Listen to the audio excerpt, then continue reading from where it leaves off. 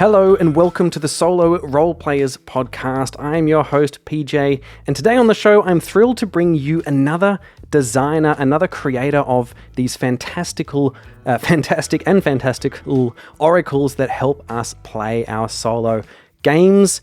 The creator of all of the unfolding machines, Jeansen Vaars, welcome to the show. Hello, PJ. Thank you. Nice to be here. Super excited about sharing, talking, and exchanging with you. So really looking forward to it and happy to be here again. Excellent. Because we all know anyone who is either in this hobby and has been for a while or just finding out about this hobby knows the importance of these oracles. They can really impact and influence and affect the way you play a game, the experience you have playing a game, how narrative driven it is, how mechanical driven it is, how it sparks your brain, and which, to be fair, is often some of the biggest enjoyment out of this hobby, at least for me, is seeing where the story goes based on these seemingly unconnected things. So today, what I want to talk to you about is your oracles. They're bigger than oracles, though, aren't they? They're Game Master emulators. Is that what you're calling it? Yes, I also kind of struggled to figure out what's the right definition for it. But lately I'm calling it like a storytelling system or not so much GM emulator, although it does that as well. But a storytelling system is what I like the most because kind of focus on that, on doing the storytelling organization for the players. And that's what I'm liking lately. I'm not sure if it's precise. Some people might agree, others not. But yeah, storytelling system or storytelling framework is what I am leaning towards lately. I think that feels like a pretty good fit for it because something that stood out to me with this particular system or machine, as it were, is the fact that it does drive towards those narrative beats. Now, I do want to talk more specifically about the unfolding machines, how and why you came up with it, what it's about.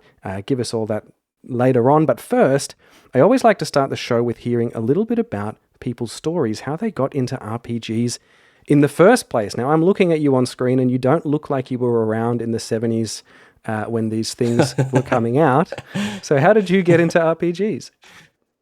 Cool. Yes. So I used to play Neverwinter Nights video game.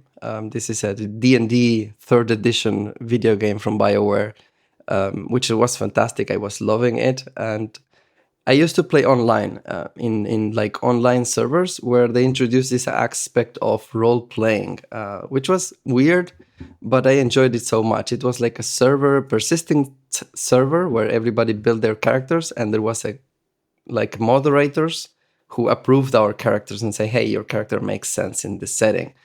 And once we were in the game in the server, we used to role play our characters in then, and I loved that idea, and I had no idea. Pen and paper existed, to be honest. I was 15 or 16 years old, I think. And then one of the players over there, we used to play a lot together, and he said, "Hey, we're going to gather in my home, we're going to get some snacks, and going to play something like Neverwinter, but on a pen and paper." I said, "What?" So I said, "Sure, let's try it out." And I was baffled right away. And that was D&D. That was 3rd edition. And it was D&D, yes. It was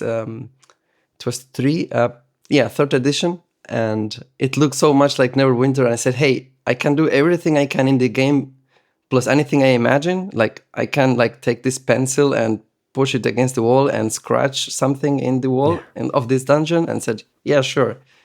This is what happens if you do that, because you make some noise. Now some goblin comes and attacks you." And it's like, whoa, fantastic! It's like. So yeah, I was thrilled about it, and then never stopped playing ever since. Fantastic. And then the solo thing came much later. Yeah. So you kept at 15 or so. You had your little teenage mind blown by the open possibilities of role playing games. Did you stick with D&D? Did you keep up the same group? Did you keep going for a long time? How did that look going forward? Yeah. So for a very long time, D&D was the only thing I knew. And that's what we played. This guy then he GM'd a World of Warcraft or a Warcraft-based D&D campaign, and we played it for 8 years. Wow. So it was amazing. We started like level 1, and then we were like high level. It was like very, very consistent kind of thing. And it was really nice. So that's the only thing I knew about. And it came much, much later that I dabbled into other role-playing systems. Yeah, fantastic. But for a long, long time, it was only D&D. Yes, 3rd edition, then 3.5. And I think the drift happened when we started, with another group, we started playing D&D 4. And then that's when the fight started among players and GMs. Some people liked it, some others didn't. So that's when we started looking into other options. So that's where the drift came. I think D&D 4 edition must have been 2014 or something like that. Yeah. Maybe earlier. How did things go from... And sorry, you were a player the whole time. Did you move into GMing at any stage? Yes, about that time, I started GMing, and I picked up other games, actually, not D&D. The reason was that of D&D, I liked the role-playing aspect, but I didn't like I never cared about the mechanics much. So people in my group were like min-maxing, combining this, rogue, cleric, monk thing. And it was not like, I was like always looking forward to build fun characters and interact with the world and talk to NPCs.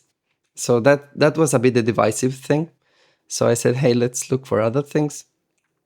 Still in the crunchy aspect, so I looked into Shadowrun. I looked into Coriolis much later on. I looked into Fate, which is narrative. That's where I started saying, okay, and that started opening my mind and say, oh, look, there's other ways of playing. So just to give some examples, a bit later on, Savage Worlds. And then I started each time I run a game, I try to play different games. And then that's what I liked, to discover different ways of playing with different kinds of players as well.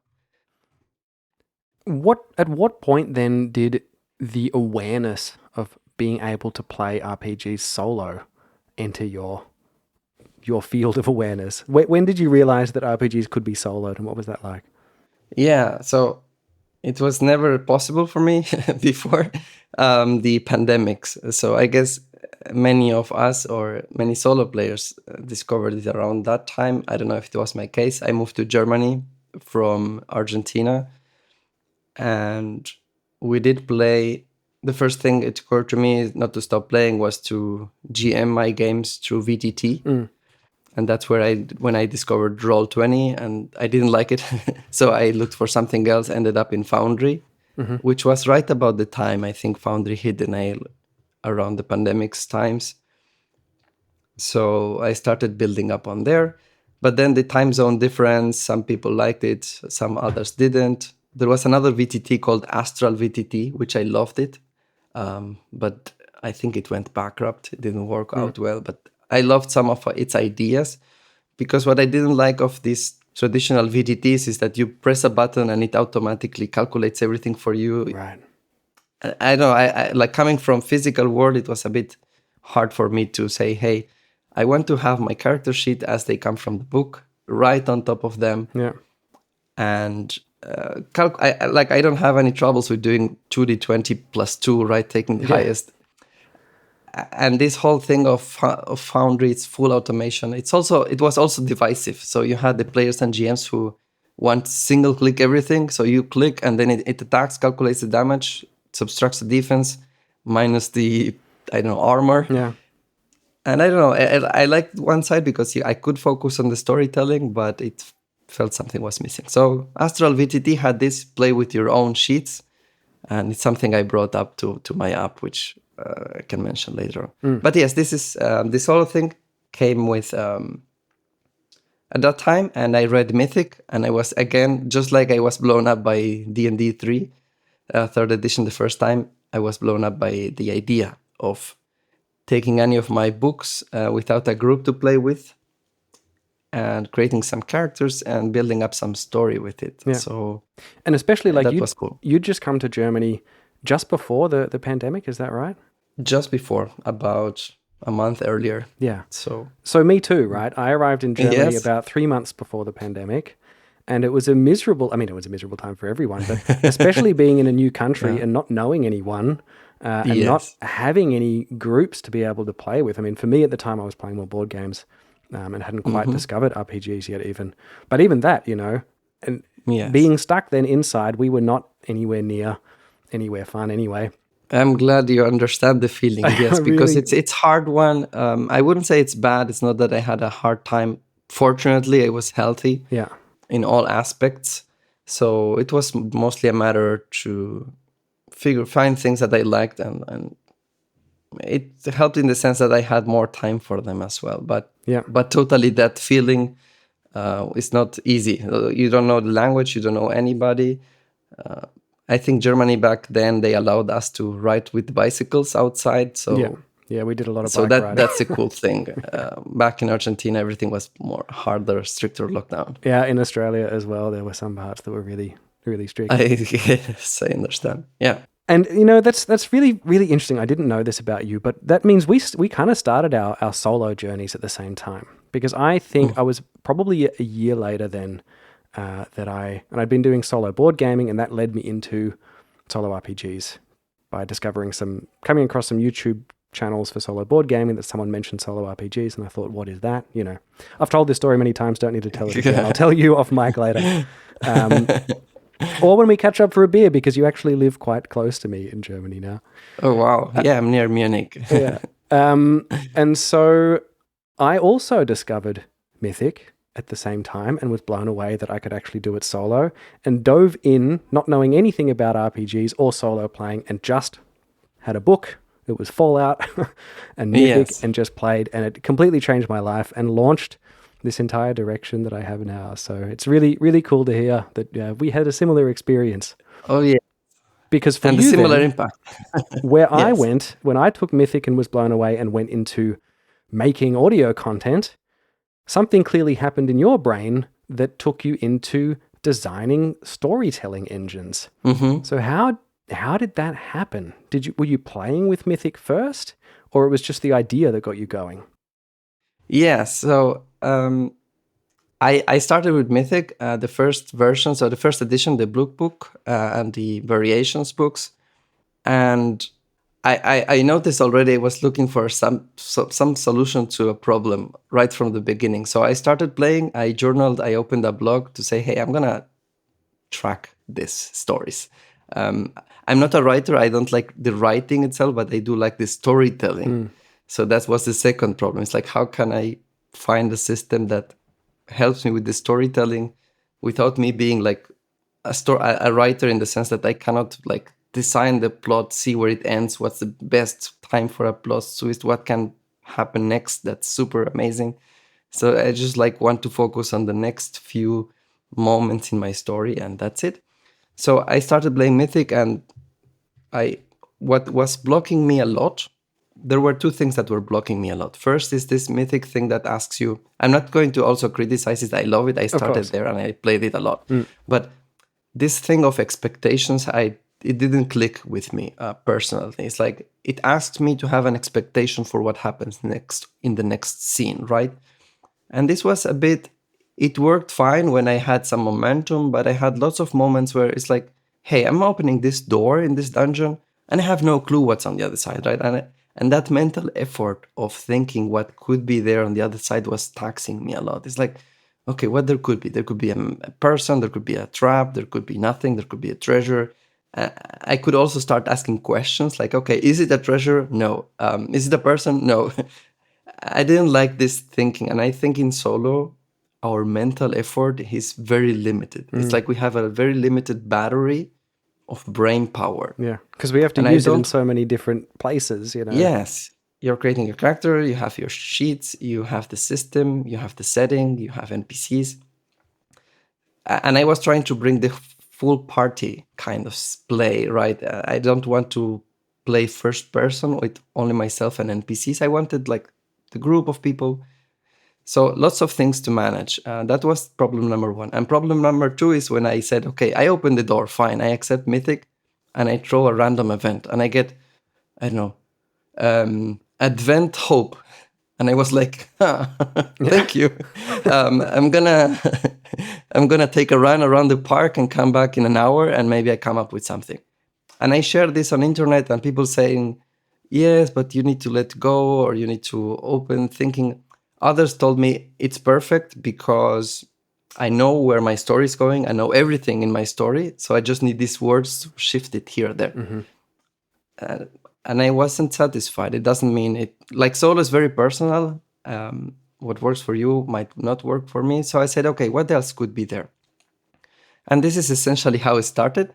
At first, as an extension to Mythic, I said, okay, I'm going to make a scene generator. I see. I started reading everything I can. Mune, Opse. I read Cube Tales, which has Solo rules. I read Scarlet Heroes. Everything that has Solo rules in it, I read. And none of them has this. Like, I opened the door, what's on the other side? Kind of solution. Should be easy. Why isn't it? Yeah. And I don't want AI either. It's like, I don't want an AI that tells me what's there. So something weird in between. Is it only me? I don't know. So I made this scene generator that says, give some options. There is an NPC, there is a trap, there's a challenge, there's a problem, there's a discovery, something to narrow it down, but keep it open so I can fit it to my specific game. And I shared it on Discord, and some players really liked it. And I said, hey, this can work out. I think I'm not the only one having this issue. So I mixed it up with a set of oracles that were abstract, still abstract, but not word, something like a pointer to where to think. And that was very challenging because what's abstract but concrete enough. So it took a lot of iterations, and I published the first plot unfolding machine version, which is this exactly. It's a combination of a beats generator, so what that you call voluntarily when you need it, together with a set of oracles that are concrete and abstract at the same time. And it worked. Lots of players liked it. Others didn't like it. So of course, the ones who didn't like it were the ones who know where the story is going. Yeah. They don't want interference, which is perfectly fine. I don't want to create another Mythic. Mythic exists. Yeah. And it does what it does fantastically well. And it does really good. And it has surprises and events. But this is different. This is more for this lowering this mental effort. This is where all I am going for. Yeah. I spoke a lot, but I hope that makes sense. It absolutely does. And it's really interesting for me to hear, as someone who has just gotten a plot unfolding machine and just tried, like literally today, started trying to use it, or started using it. Although I didn't get very far. Was doing lots of flicking through the book, looking up rules. Not your book, the big book in front of me. Exactly. I'm trying to save that mental effort for that. Right, exactly. So I hope Poom stays out of the way. That's the main goal. Yeah. And so it's really interesting for me to hear, because it makes so much more sense hearing you say that this is a way to create scenes, or to create, if not a scene, then create that expectation, or give you an outline for that expectation. And that makes a lot of sense to me. Exactly. Because what struck me, and when I was reading through it, I read through it on the train the other day, and I was thinking, what struck me, and I put a question out to my wonderful people in my Discord, and said, does anyone use plot unfolding machine, and what's the deal with scenes? Like, do I need scenes? Do I not need scenes? Is this the scenes? And I wasn't quite sure how that worked. But now that you say that this is the way to create a scene, that makes a lot of sense. Yes, there's a big parenthesis because it's not. I created this concept called a plot beat. So a plot unfolding machine doesn't play by scenes, and this is deliberate because I want to allow the player, and this is hard to grasp, particularly for players coming from Mythic, that you can play any scenes without any interference at all with plot unfolding machine. It's like Poem is less intrusive. And the plot beat is actually that moment where you need that. So you might play 3 scenes without any plot beats. And that's perfectly fine because you're in the momentum of storytelling. Hey, we go to the king is there, and then you come back and you explore the city, and maybe you don't need anything. And that's totally fine. That's what I would like to respect, that space. The plot beat is when you do either want to advance in this plot, so to say, or when you need it because you run out of ideas or gas for creativity. There's a bunch of triggers, but it's pretty free form. That means in one scene you could have 3 plot beats because you say, hey, a random prompt, and then, oh, I need another idea, and then you run 2 of them. So that's a bit the thing to try to practice and play around with. And this is why these plot beats are split in 2. Yeah. There's the one that gives you an idea and the ones that you have your own idea, but since you want to advance in the plot track, which is the final goal, you twist it, so to say. So let's say, just for the audience, let's give a live demonstration here. You have just come up with your party in a dungeon, and you come up to a door and you open the door and you ask, what's behind the door? This is the point where you don't have a clear idea in your head of what is coming next. Yes. Let's say that this is a tomb and you're going down in there to ultimately find and break the cursed item that is causing the ghost, whatever, You're there for a purpose to find an item at the end. So you get to this door and things have been going smoothly up until this point. You dodge some traps. The wizard is arguing with the halfling as always and, having funny banter. You get to a door, you open the door, you don't know what's behind the door. Which point, which part of Plot Unfolding Machine do you turn to now? This is the plot sheet. Is that right? Yes. So you turn to the plot sheet and that tells me, here are some plot beats. Either propose a beat but, or play a random beat and. How do you choose which one? Which side are you going to roll on? Yes. And that's the easy one. If you have an idea of what's there, you propose that beat, and then you add this but to it. Okay, so that gives you like a twist. Yes. If you recall Mythic, you check each scene, which doesn't happen here. And then sometimes you get an altered scene, which also leaves you kind of naked. It's like you have to alter it yourself. This is like an automatic alteration. You need to alter it. The reason why is you're not in full control of the universe, and this is what Plot Unfolding Machine tries to tell you. It's like you might have an idea as an author or a storyteller, but you don't have a full grasp of everything that happens here. So this is one way of advancing in that plot track, which I didn't mention, but since you mentioned this context, in Plot Unfolding Machine, you put a plot track just to know when to start and to finish, and an amount of plot beats. And those plot beats you tick when you use one of these 2 things here. So in this case, if you have an idea, you propose a beat, but for example, add some trouble or bad news, right? Or there's an answer that says, hey, add some reward, or bring someone quite inconvenient. These are example twists.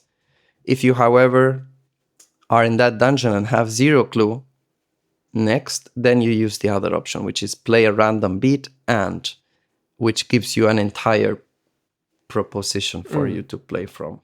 Okay.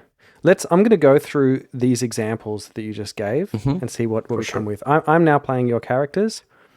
I do have a bit of an idea what's behind this door because I've been in the dungeon for a while. My son's coming home from school in half an hour and I need to finish it up. So I think this is the final room, right? I have an idea that this is the final room. Then I would roll a d10 and I get, for example, I get a 7, which says make the location more favorable. So then I see, okay, I open this door and not only is it the room that I am coming into, but I can see the item in front of me on a pedestal and their room is filled with treasure besides. Yes. At this point, I can just tick off a little box in my progress, and that was the end of the exposition, say, whatever it was. And then I can step in and I can go into the room. Then I might roll a random encounter or, that kind of thing based on the game. You can also run another beat. Hey, you can also definitely, and this is why I said no need to link them to scenes, because maybe now you want something else to happen and you don't know what, but you want something to happen. You could also run a random beat. Okay, well, that's what I'm going to do, because I step into this room, there's treasure everywhere, my goal is right there. Surely it can't be that easy. Yes. So I roll a random beat, which is an 8, and that tells me handle a plot potential obstacle. What does that mean, a plot potential obstacle? Okay. this is called a plot node. And when you start your game, depending on which plot sheet you used, there is a list of elements. This is similar to Mythic, so to say, where in Mythic I think you have threads and characters. You have here 4 kind of lists. And one of these lists is called the potential obstacles, things that you wrote down before you started playing about what you know about this dungeon, right? This could have been given from the plot giver, like the plot giver said, hey, there's a curse there, or there are bandits in the area, right? Or the dungeon is full of traps, and you write down this stuff you know about this dungeon in this list. So when you land on this random prompt, it's telling you now roll something from that list, which is bring something of that what you expected. Okay. If you don't know or you didn't write it down, some players don't use them as much, you can go to the oracles. The oracles are there to fill everything else. Okay. So let's say I did roll on that and I rolled a 10, which is add a new one or re-roll. I want to add a new one, so I go to the oracle. Yes. I really like this. Oracle. There's a clear mythic influence in the way that it's handled, the way the table is handled, and I really like that. I was listening back to one of the other shows I do, where I use Mythic to play that Fallout game that I originally played. I turned into a show, and I was listening back to some audio from that from now like a year and a half ago, and just hearing how much these extreme answers impacted my story, and how much that. So cool to see. And I was just thinking today, I really love that layout. Yes, and I'm not sure if you're looking into it like one way, because I've seen some players print it as a book format. The PDF can be printed like the oracles on one sheet, so on one double-sided face, it's 2 pages. Because for me, speed and pace is super important. It's like I don't like stopping so much, right? So I print the oracles sheet on one page and my plot sheet on the side. So this, you don't have like to do any page flipping. Just sharing what I thought. No, I was going to ask you how you actually play with it, because I am bad at printing, and I printed this all backwards and upside down and wrong, and so it's a mess. No worries. I just need to read it on the train, and when I start playing with it, I'll do it properly. Yes, there are 2 kinds of oracles. Yes, this descriptive ones, which is things you can see, touch, and feel, so concrete stuff. Like a place, a person, what do you see, what do you feel kind of questions. And you have the focus oracles, which are like the story or plot related questions, like what do you find, what kind of problems do you see, or do you face, how did something happen, or why did something happen. So this is the separation. So if your question is concrete, material, descriptive oracles. Because I also, like, the PDF doesn't explain everything so much. It's a lot of exploration you have to do. But this is the thing over there. So if you want to ask for a problem, for example, you can go to the story oracles, and there's a problem oracle specifically there. Yeah. Okay, so this is now the focus oracle. We want to see... we have the option of discovery, intent, activity, problem, reason, or explain. We're looking for a problem because I thought it was probably too easy, right? Yes, for sure. So I roll a d10, I get a 2, and that says betray a value or friend. Okay. These 10 dice oracles are meant to be enriched with this D100 table below. This is just to add this variation, because otherwise player might say, oh, only 10 answers. They are abstract anyway. You can make up anything from a betrayal, right? But this can help you with more information. Excellent. And I rolled a battle or a fight. So that completely clarifies. Yes. So betrayal of a friend and battle or fight. So maybe the person who gave us the quest, sent someone else down there as well, just in case, and now we are fighting off against those group of mercenaries for the treasure. And that is our big battle. Yes. That makes a lot more sense. Fantastic. I'm glad.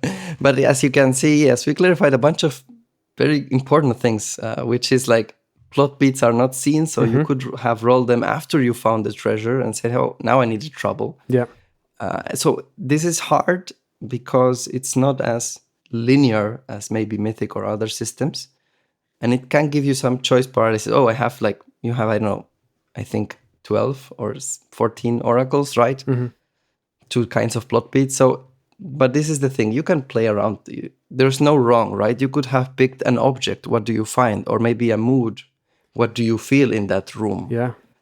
There's no strict ruling in which to use. You could have played a hazard. What kind of danger is there? Fascinating. And I do think that is, and especially now starting to understand it a bit better, because like I said, I only just started playing with it and didn't quite get into the nitty gritty of it yet.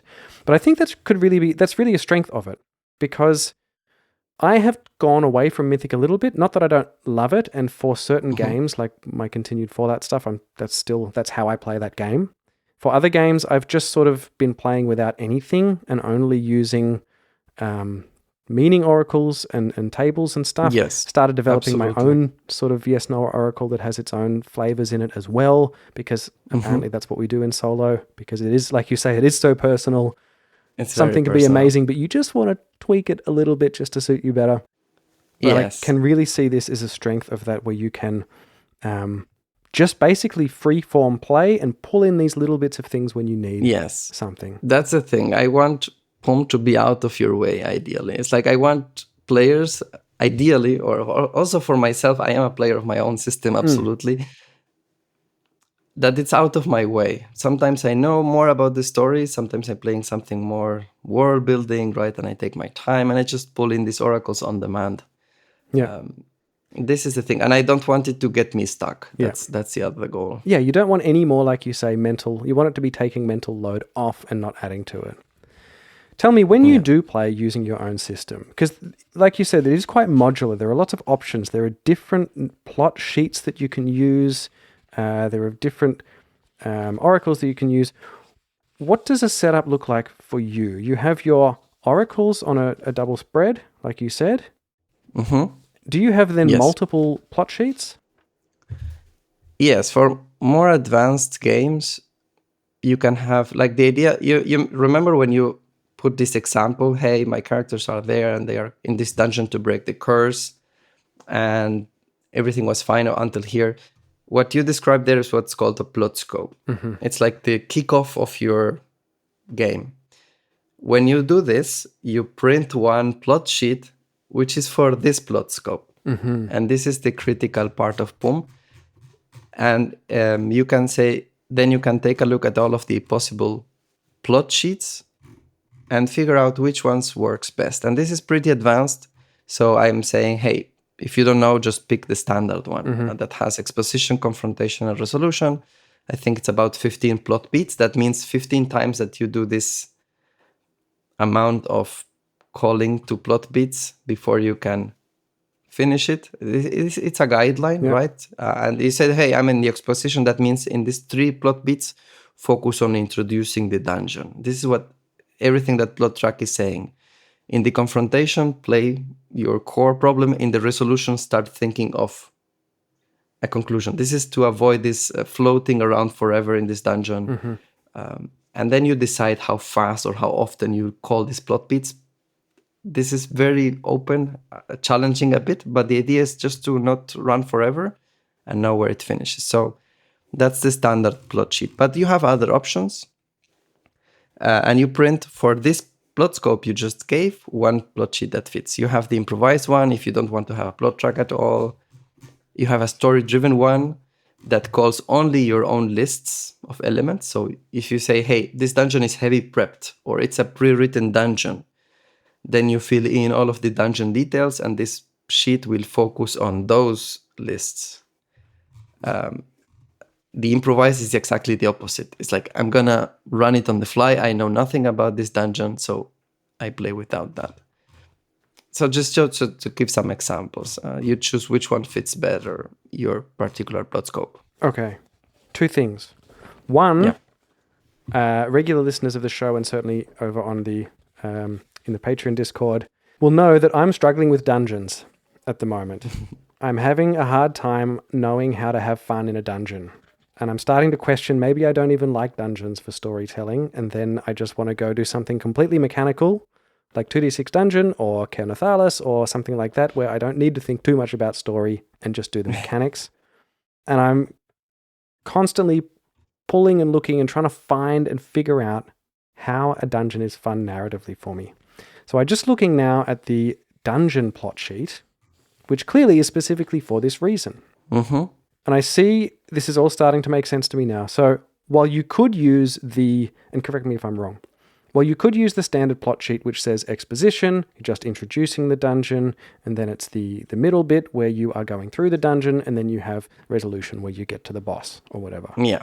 This dungeon sheet is much more specifically tailored to a dungeon. So now we have a few beats of entrance and guard, moving into puzzle, challenge, or learnings, tricks, traps, setbacks, climax, big battle, confrontation, and then reward, revelation, or plot twist. What I want to ask you, how did you come up with this arc of what a dungeon feels like? Is that just from your personal experience and running games and D&D, or like where does that come from, that arc? For sure. I'm also not a dungeon player, although we have been focusing on dungeons so far. Mm-hmm. But for this one, I read an article called the 5-room dungeon, mm-hmm. which is kind of a general structure for dungeons. And there were some players asking for this. So I said, okay, let's research some bit and find something that could work. And the tricky part of this one, I don't want to fill it with theory or literature theory. It's not the idea. The plot tracks are there to guide, mm-hmm. and it serves two purposes. First is how a plot track could look like. So players end up customizing their plot tracks. This happens a lot more in the app, and hopefully, more as players learn the system better. And second is to give a sense of these plot track sections, how you could use them to structure your rooms and put more than one plot beat per room. And this 5-room dungeon, I don't remember the author, unfortunately, but I can look it up, gives this essence of, hey, there are 5 rooms in your dungeon, you're through these 5 rooms and you're done. And it's kind of start and stop kind of mentality that Plot Unfolding Machine encourages a bit to finish things. Because in Solo, I feel most of us start and never finish. It's something part of the hobby, good or bad. We're excited about the next system. Yeah. But I would love to find a way to get us to finish, to say, hey, I'm going to play the next game once I finish this plot. And Plot Unfolding Machine tells you, hey, if you run 6 more plot beats, you're done. You can congratulate yourself. And this is the other reason for this plot sheet. Yeah. Wonderful. So, yeah. While I think of it as well, another hot topic, you mentioned using this to play published adventures. Yeah. Talk us through, how do you go about doing that? And what's your experience with it? Cool. So what I like about pre-written adventure is that first they are written by professional writers, right? And they are blending the system with the setting, with the universe. And that's fantastic. And I said, oh, there's so many out there. How could I play them? However, I'm an improvisation kind of player. So what worked for me and my perfect blend is to use them as a kickoff, but then go my way. Of course, playing pre-written is a struggle in Solo, like the balance between spoiling yourself out, getting excited about it. It's hard. I don't know if there's a perfect solution, and it depends a lot on how the adventure was written. Some of them separate the spoiler areas from what the players know, and that makes them easier to play solo. Others are like a mishmash of things, and you just read spoilers as much as you read settings, secrets, as much as you read everything in one paragraph, and it's like, okay, sorry, that doesn't work. So that's what I represented in Plot Unfolding Machine, is particularly this story-driven sheet that you saw, I think on page 16, which if you pay closer attention to the random beat table, so to the plot beats on the right side, they do not call random events. They only call the plot nodes, like characters, locations, world elements, problems. And the idea is that you read the story or pre-written adventure, a bit of it, like the first chapter synopsis only, and you took those things that you think are relevant or are highlighted, or the titles or the chapter names, and put them here in this list. And one at a time, you play out what you have normally. So you use the plot scope, which is the kickoff. You fill this list with that. You close the pre-written book, and you go. If you need, then because the plot beats, you use the plot beats on the right side, the random prompts mainly, because those will invoke things from the pre-written adventure. Yeah. Then you can open the book, look up this particular thing that you popped. Could be a character, could be a concept, a definition, an item, whatever it is, and read that part. And you make a story out of that. So it might look like the pre-written adventure or not. But it's up to you then to how much you stick to it, how much you bring yourself back to the railroad, or how much you say, okay, I'm just using some concepts. The kickoff, which is a lot, the synopsis gives you a lot, the setting, it does save you a lot of work. Yeah, and that's what works for me the best, yeah. I mean, and even just pulling in fully fleshed out characters that have a purpose within that setup, rather than you just rolling up a random NPC based on whatever your thing is. So.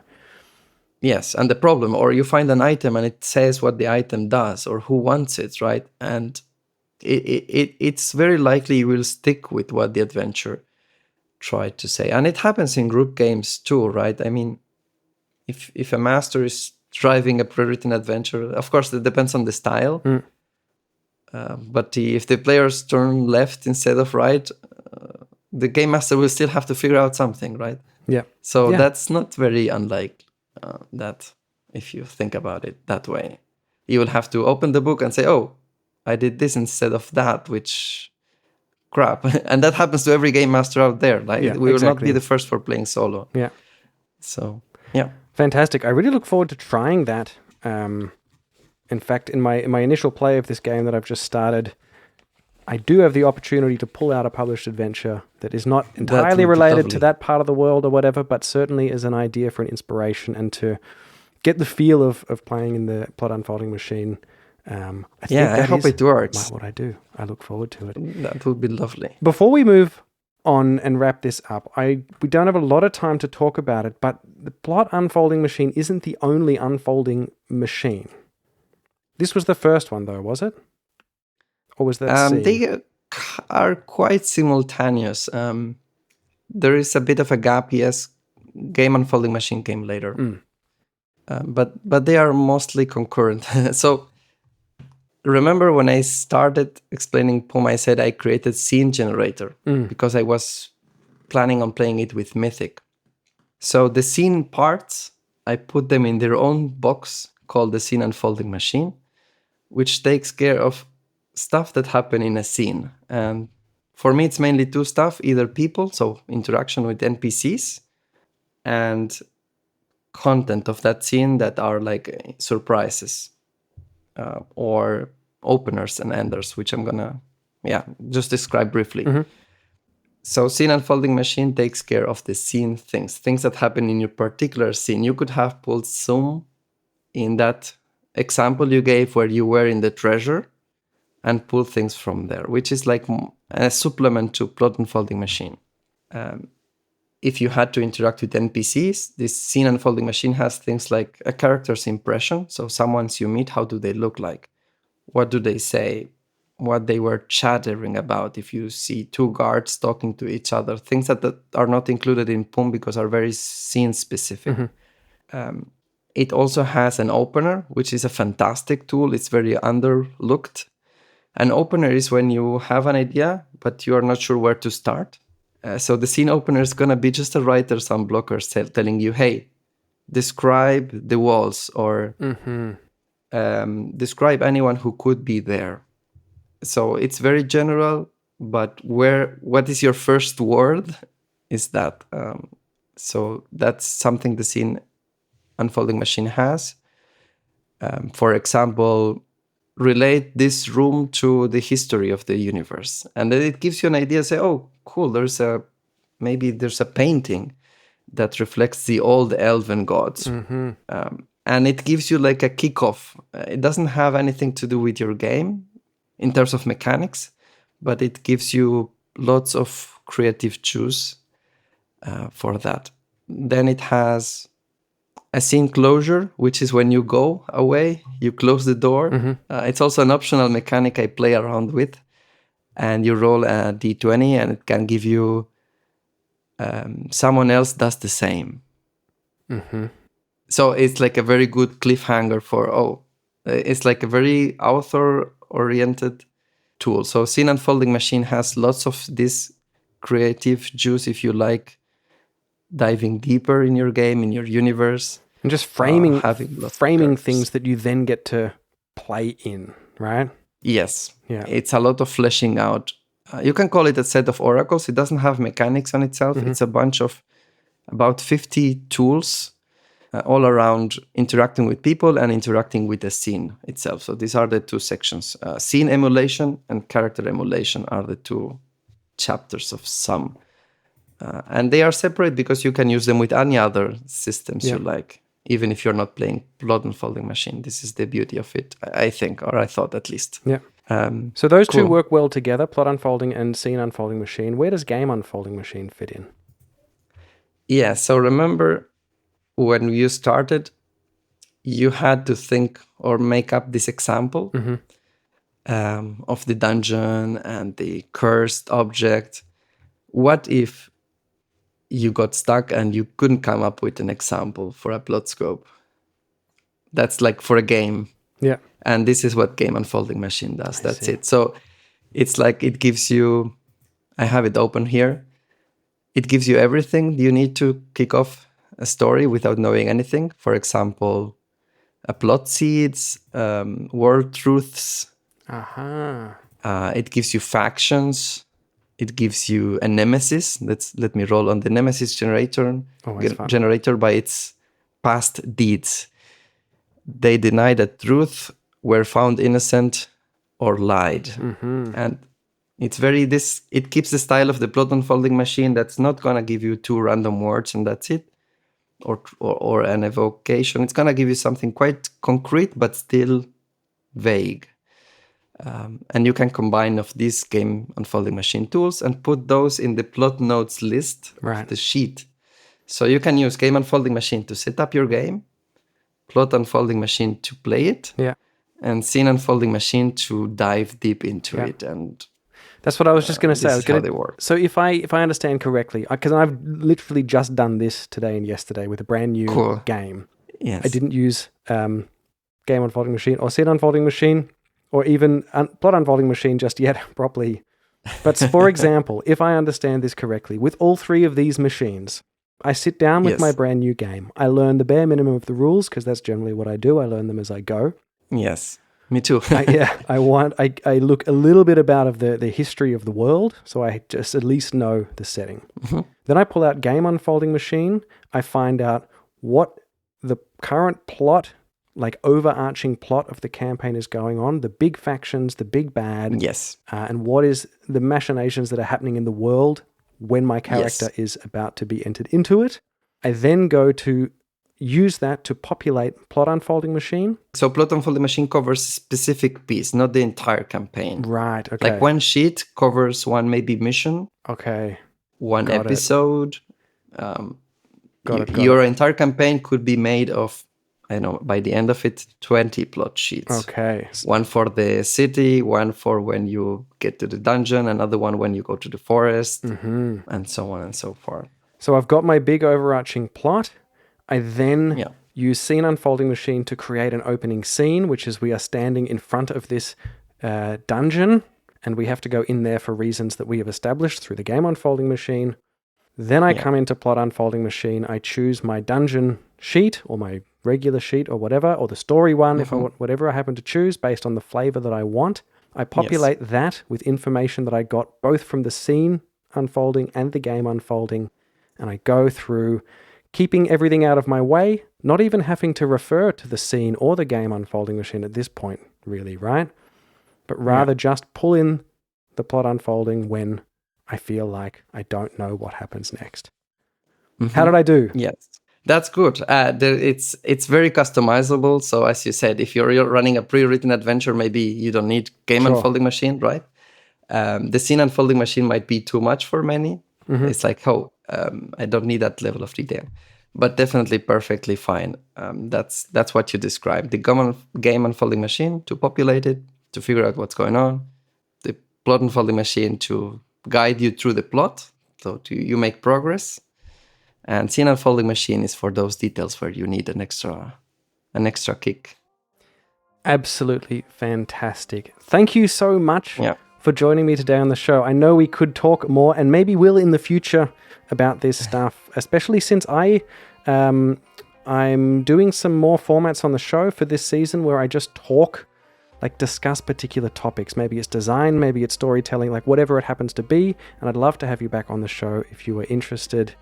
I also want to point out as well that we didn't get to talk about yet, or in fact, we didn't get to talk about on this episode, but that is that the plot unfolding machine at least has an app which I have not used, but I know is incredibly highly regarded. I have seen it used by some YouTubers, and it seems to really help, and in a surprisingly good-looking, functional way, which is not always the case with these apps that are made from systems like this. But as far as I can tell, it looks to be a really great tool to take all of the extra paper off your table and just sort of push you through those bits as you need them. That is the plot unfolding machine. I highly recommend you go and check it out. You can get the PDF from Itch, if I remember correctly. Yes, Itch and Drive-Thru RPG. Itch and Drive-Thru, I will put the links to that in the show notes. Also the other unfolding machines.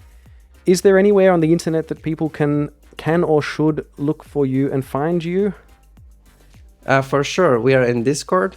We have a Discord called Unfolding Machines. You can look it up in all of the store pages of these PDFs or the app. There's a link to it. You're more than welcome to join and discuss. There's a beautiful community there. But that's where you can find me. And thank you very much, PJ, for this space. I know I spoke a lot. I shared a lot of this exciting world. You are the guest. But I hope you also learned something. Absolutely. It is your job to talk a lot, and I get to use my position of privilege to learn more about these tools that I really want to use in my games. Thank you again. I really hope to keep in touch and see you again on the show. Thank you so much. Until next one. Bye.